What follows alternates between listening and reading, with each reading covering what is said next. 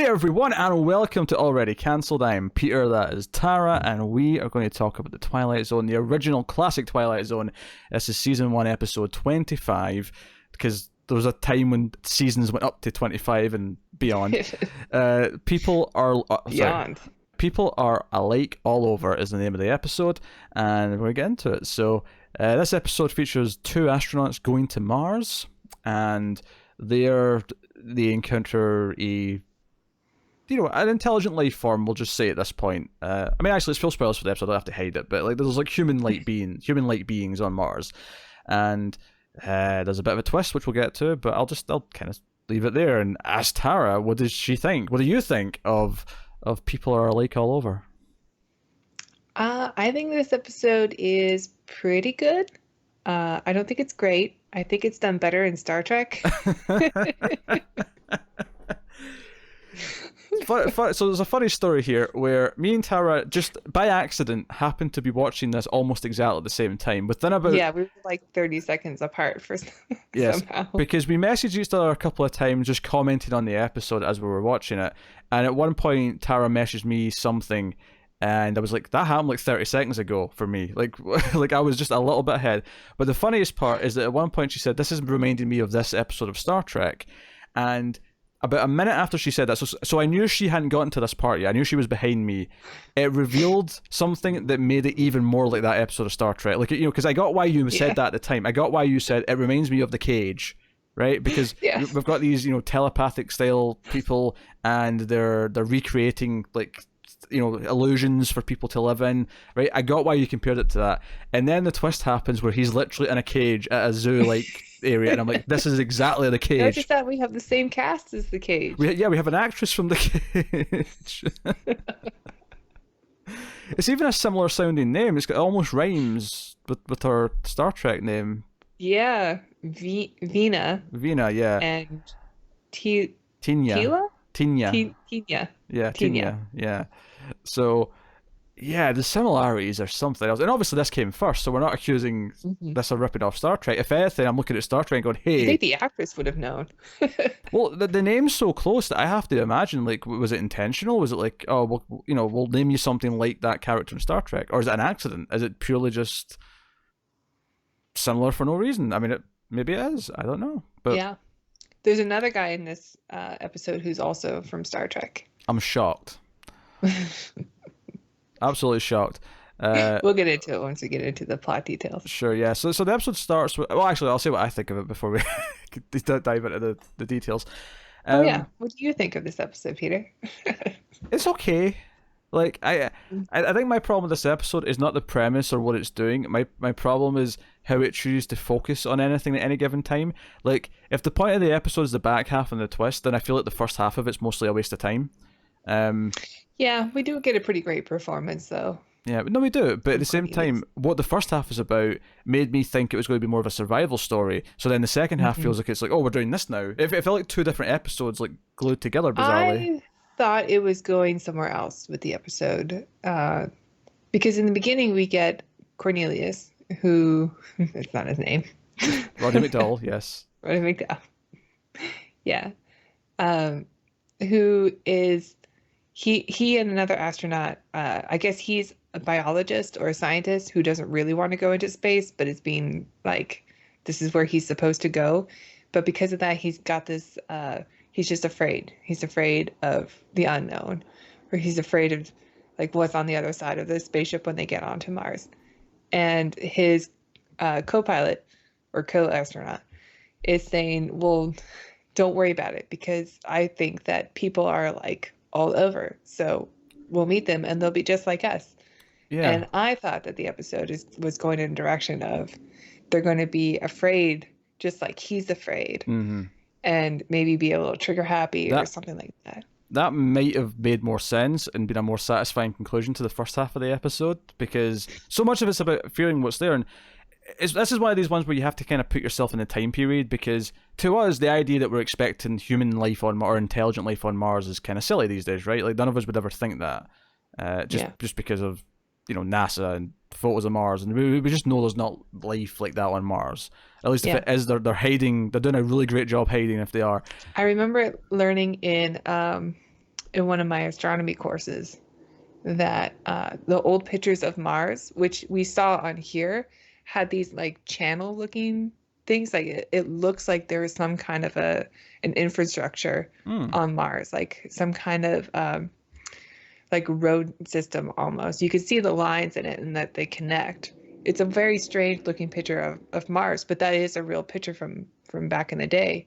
And so a lot of people thought that there were Martians because it looked like there was some sort of structure that was built. What's funny about it is that even just when he first like goes out the ship and we first see the people there, but even before we got to all the comparisons with the cage and Star Trek, I actually thought to myself, this was like a Star Trek episode because we have people in like robes and togas on a planet. Like, Yeah. like that feels like a really mediocre episode of Star Trek to me, because that's what a lot of those random episodes were. We're like, oh, we're on a Yeah, planet, same with and a lot of science fiction movies from those times. Like I'm a big fan of Mystery Science Theater. A lot of people probably know that, but yeah, yeah, this came up. there are a lot of episodes of the show where you watch a science fiction movie from that time, and yeah, they all dress like that too. They all dress in like togas, and they look Be- primitive, I guess, like primitive Because versions of do humans. you know why? Because it's cheap. It's super cheap, and because Yeah, of that, that's why I cheap. did it. Plus, Greek movies were very popular too. So Sure, yes. We just have to get they like a just took the Spartacus sets. we just Well, get I a guess big bit of fabric and wrap it around them. There you go. They're aliens, easy peasy. Um, so because the opening half of the because the cliffhanger, the ad break is the door opening. So the first half of the episode is basically two scenes. It's a scene of them looking at the rocket ship, which, by the way, this is either really good stock footage, or did they have like a miniature or something like that? Because it was like, I think it's stock yeah, I thought it was footage. stock footage as well.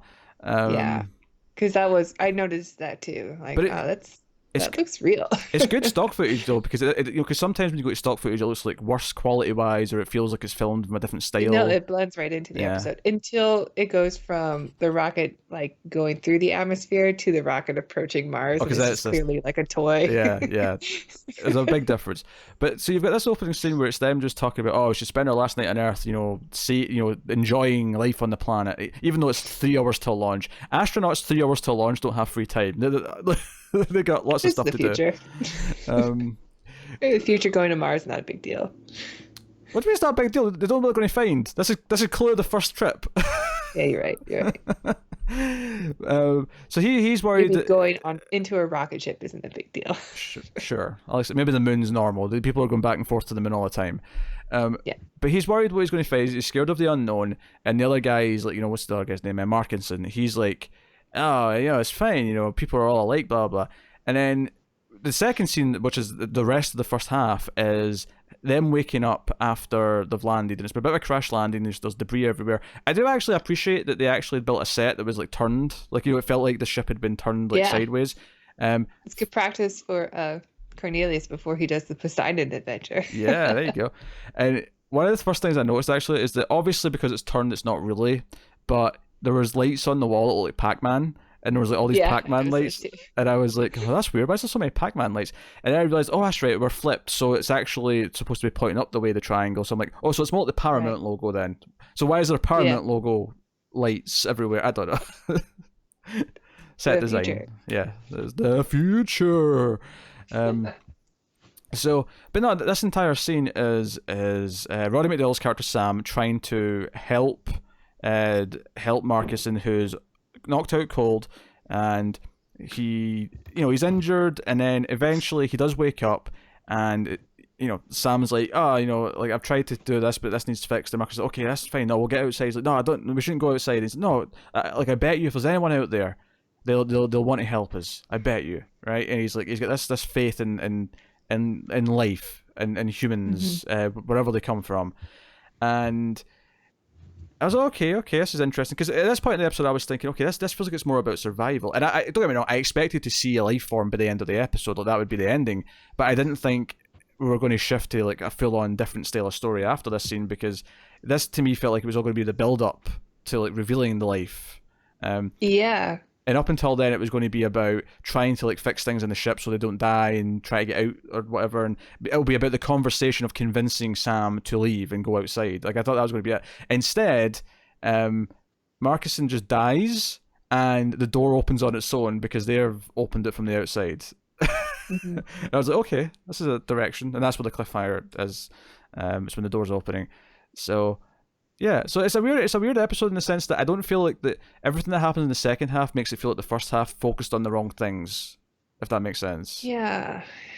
Uh, I agree. It actually does feel a lot like an episode of Star Trek, even though Mm. like clearly there is a ton of similarity to the Cage, but like it doesn't really feel like a Twilight Zone episode. It does seem more like an original series episode. The only thing that feels like a Twilight Zone thing really is the ending, and the Yeah. ending's good. The ending's a solid ending, and I think the ending's the most memorable part of it. I think the episode's a bit uneven in how it focuses on everything, though, up until that point. Like I feel like if the episode's going to be about the twist is that they've been encaged as in a zoo essentially, Yeah, then it becomes like an animal rights yeah, episode, like we which I'm should fine with. yeah, which is fine. I Yeah, think I think it is a cool allegory. you're seriously the vegan's fine with an animal rights story. I'm shocked. I'm absolutely shocked. Um, But no, like I thought, like okay, if this is the twist, then I feel like the episode should have started with them leaving the ship, and like had the episode, and the episode should have been them with these other people and like developing the relationship, so that when the twist hit, it was hard hitting. Because as it is in the episode, he basically, has a moment of looking at Vina or Tina, whatever it is, right, and then. At the end, when he realizes he's in the cage, there's another stare at her because he's like, "You've locked me in a cage," with his eyes, and she's like, "I'm sorry," and that's basically it. Like I feel like Yeah, if we spend the episode she's clearly actually, the vegan amongst the aliens. yeah, but if we spend the episode like building up the idea that they did for like he or let's say there's more than one of him, if that's the focus of the episode, had formed a bond with like the people who were sort of luring them into the trap, the ending might have had a bit more of a punch to it. Like, oh, they actually deceived them. I mean, obviously they do deceive them because they say, oh no, we're going to fix your ship for you. We're going to help you. We speak your language. You're actually speaking our language because we're using this weird telepathy thing, and you just don't realize Yeah. it.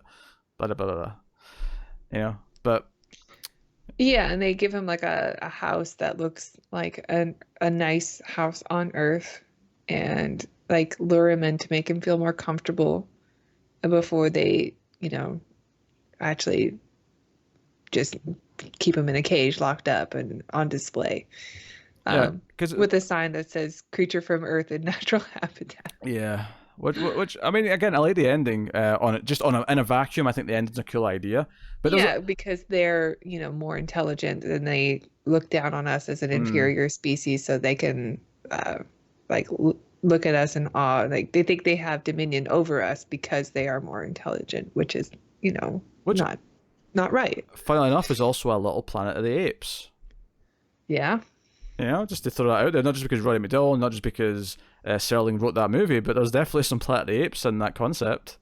Hmm. And I will say I really liked Roddy McDowell's performance. Like he's just Oh, really yeah. good at that type of character. Yeah, he's likable. I think the biggest problem with the episode is it has a lot of ideas, and a lot of them feel underdeveloped because they're all squished in together. So yeah, I mean, I have this thing where I feel like a lot of the elements that it introduces, it's kind of underdeveloped. Like there's a whole idea that they've made everything in this apartment from their mental powers, and he's like admiring the scotch. He's like, "Oh, this is the best scotch I've ever had." Like, I mean, I know it's fake, but it's like that's like a concept for a whole episode. Is the idea that they can fake everything with their mind? Like, you could do a lot with that. Like, what if they were in what they thought was a whole town for the whole episode, and then when they sort of break out of the mental control for like a second, that's when they see the bars, and it's like, oh shit, we're actually in a cage. Like, you could have done something with that where they're filled for longer and in a more elaborate way. I mean, that is kind of the premise of the cage. I know, Star Trek. but like Which is why I think that's a better version of this. that's fair. I think Except that's fair. I mean, I suppose they do have sort of that zoo mentality, but they're using humans to to use their dreams because they don't have the ability to have the things that they used to have now that they have telepathy. Yeah. So in order to feel things, they have to use other people as a vehicle for that. Which I mean, I suppose is kind of like a zoo still, because they're using another being to imagine a different life or scenario. I don't know, but yeah, Star Trek did it better. I'm shocked you think that. Shocked. Absolutely shocked. Yeah, I think there's just so many things in this. Like the whole idea of like other people trustworthy, is other life forms trustworthy is an idea on its own. And then the idea that they have these mental powers that they can fake all these things and like convince them they're in like a real place or doing real things. That's an idea. And then the idea of the twist of them being trapped in a zoo. Like I feel like these are all good ideas, but they're all like squished together. So not all of them get a lot of time to really develop or be explored enough to where I felt that the either the impact of the twist, or I felt like because the first half of the episode, like I said earlier, feels almost irrelevant once we get to the rest. And I know obviously the one part that isn't is the idea that basically Marcus is proved wrong, that these people here aren't going to help them. They are actually awful, and see them as except the last line is that he said, "You're right. People are alike everywhere." Sure, because that's like, because that's what he thinks of people. I think that is making the zoo connection, though. Yeah, because that's what he's thinking. Oh yeah, you are right. We are awful. They have all of our faults as well, and that's what I've become a victim to. So that's obviously where it builds to. It's kind of clunky because it's like all in the first half, and then he dies, and then we go and it feels like it should either be longer. There's a lot that happens in just this one short episode. Yeah. So it's kind of rough because of that. It never really feels like it's just as tight as a lot of the other good episodes are for that reason. But I still like it. I think it is pretty. I think the ending holds up pretty well. Yeah, the end is good. It's not a bad watch by any means. It's not like this is not. No, like I said, I think Fever. Roddy McDowall is really great in his role. Yeah. He's good. I mean, I think most of the cast are good. I did roll my eyes a little bit when I saw what all the Martians were wearing. I was like, oh, here we go. Yeah, and there's like one super hot girl there to greet him, and of course he's instantly in love. Yes, of course. So cliche. It's like Stargate all over again. It's like, yeah, it is like Stargate. The one girl looks at him, oh, we must get married now. Yeah. Like, I'm so scared. I'm in this new place where there's no people, or like people that I don't understand. Oh, hot girl. Okay. I'm okay now. Yeah. I was really scared a minute ago. She's into me because I'm new and exciting. Yeah. Even though on my planet I'm a total dud. I don't have a whole lot to add about the episode, honestly. The episode is, despite the fact that it's got a lot of ideas in it, and I feel that it misses a lot of opportunities because it stuffed them all into one episode, it kind of leaves you with this feeling of not really having much to kind of like explore or analyze, because I don't feel that all the parts kind of sync up as well as they should. They feel very separate to me. Yeah, I agree.